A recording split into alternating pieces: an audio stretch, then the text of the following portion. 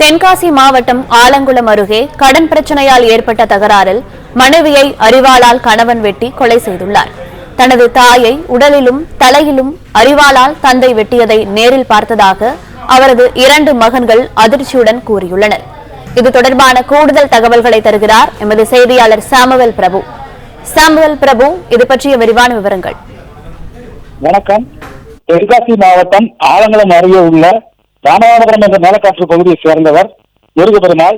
இவரது மனைவி மகாலட்சுமி. இவர்களுக்கு திருமணமாகி 14 ஆண்டுகள் ஆகின்றன. இவர்களுக்கு 2 ஆண் குழந்தைகள் உள்ளன. முருகப்பெருமாள் கடந்த 4 நாட்களுக்கு முன்பு வரை சென்னையில் லாரி டிரைவராக பணிபுரிந்திருந்தார்.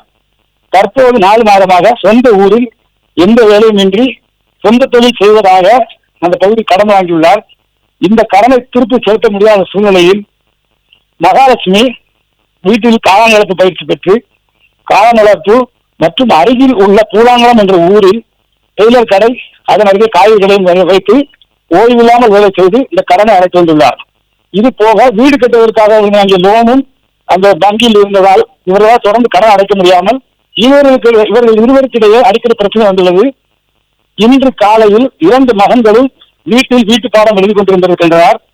வெளியே முருகப்பெருமாளும் மகாலட்சுமியிடையே வாக்குவாதம் ஏற்பட்டுள்ளது.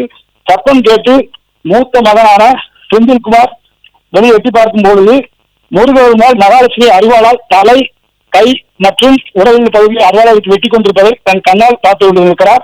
இதனை அடுத்து 2 மகன்களும் பதறியபடி வீட்டில் இருந்த செல்போனில் தனது உறவினர்களின் தகவல் கொடுத்துள்ளனர்.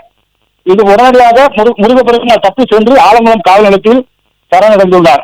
இது சம்பந்தமாக ஆலங்குளம் போலீசார் விசாரணை நடத்தி வருகின்றனர். வீட்டுள்ள இருந்து எழுதிட்டு இருந்தேன். அதுக்கு எங்கள் அம்மா இங்கே சொல்லி வெளியே இருந்துட்டு 1 பாத்ரூம் போயிட்டு இங்கே வரும்போது எங்கள் அம்மா எங்கள் அப்பா செல்லு நைட்டு உடச்சிட்டு அதுக்கு எங்கள் அம்மா செல்லு போய் சிம் மாற்றி போட போச்சு. அதுக்கு எங்கள் அம்மா பிடிங்கி ஏன் செல்லுக்கு எடுத்து அரிசி பெட்டில் வச்சுட்டு அதுக்கடுத்து நான் உள்ளே போயிட்டேன். அதுக்கடுத்து என்னன்னு தெரியாது. அதுக்கடுத்து இங்கே எங்கள் அப்பா எங்கள் அம்மா கத்துத சத்தம் கட்டுது. நான் வெளியே பார்க்க எங்கள் அம்மையை வெட்டிகிட்டு இருந்தது.